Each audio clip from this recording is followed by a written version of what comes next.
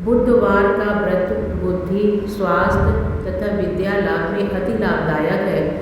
इस व्रत से बुध ग्रह को शांत किया जा सकता है। इसे स्त्री पुरुष दोनों ही कर सकते हैं। इस व्रत को विशाखा नक्षत्र वाले बुधवार से शुरू करना चाहिए। व्रतकर्ता श्वेत वस्त्र धारण करे तथा सफ़ेद पुष्प और सफ़ेद चंदन के साथ ही बुध देव की पूजा करनी चाहिए। यह व्रत लगातार 7, 17 या 27 बुधवारों को करना चाहिए। इस व्रत में दिन में एक ही बार भोजन करें। नित्य कर्मों एवं स्नान आदि से निवृत्त होकर स्वच्छ वस्त्र धारण करें और स्वच्छ स्थान पर ही पूजा की सामग्री रखें और वहीं पूजा करें। व्रत के अंत में भगवान शंकर को बेलपत्र चढ़ाएं तथा धूप दीप आदि चढ़ाएं। उसके पश्चात व्रत कथा सुनें।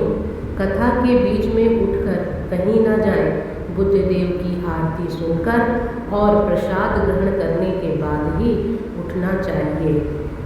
बोलो शंकर भगवान की जय। बुधवार व्रत कथा। एक बार एक व्यक्ति अपनी पत्नी को विदा करवाने के लिए अपने ससुराल गया। उसकी यह आस्था थी कि पत्नी को मायके ज़्यादा दिन नहीं छोड़ना चाहिए, क्योंकि इससे मायके और ससुराल में दोनों की इज्जत घटती है। कुछ दिन तक वह अपने ससुराल में रहा।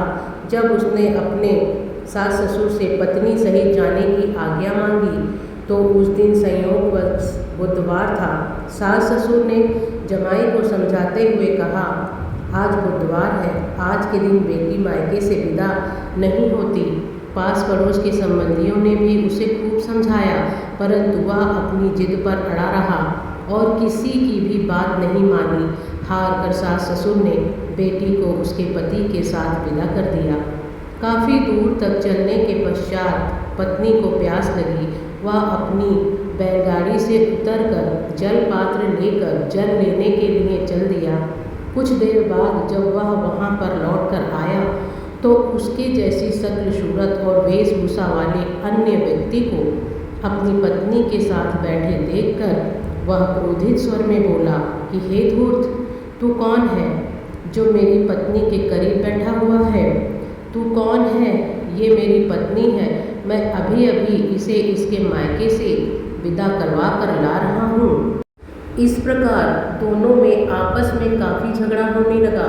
अचानक राज्य के सिपाही वहाँ आ गए और बोले, यहाँ रुककर दोनों पक्षों की बात सुनकर स्त्री से पूछा, बोल, इन दोनों में से कौन सा तेरा पति है? स्त्री चुपचाप दोनों को देखती रही।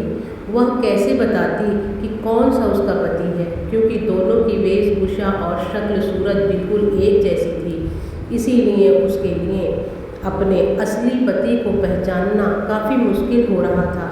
असली पति ने भगवान से प्रार्थना की कि हे भगवान, यह मेरी कैसी परीक्षा है, यह तेरी कैसी माया है कि कोई पराया व्यक्ति मेरी पत्नी को अपनी पत्नी बताकर ले जाना चाहता है।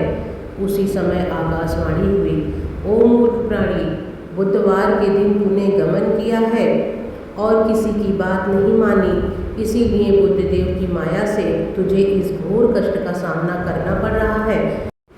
उसने बुद्धदेव से क्षमा मांगी और प्रार्थना की। उसी समय मनुष्य के रूप में आए भगवान बुद्धदेव अंतर्ध्यान हो गए। उसके पश्चात उसने पत्नी को पानी पिलाया और सकुशल घर ले आया। उसी दिन से पति पत्नी दोनों ने नियमानुसार बुधवार का व्रत रखना प्रारंभ कर दिया। व्रत कथा पढ़ने के बाद जो भी व्यक्ति बुधवार का उपवास रखता है और श्रद्धापूर्वक कथा सुनता है और दूसरों को सुनाता है, उसे बुधवार के दिन यात्रा का दोष नहीं लगता। सारी मनोकामनाएं पूरी होती हैं और हर प्रकार के सुख की प्राप्ति होती है। बोलो शंकर भगवान की जय। बोलो बुद्धदेव महाराज की जय।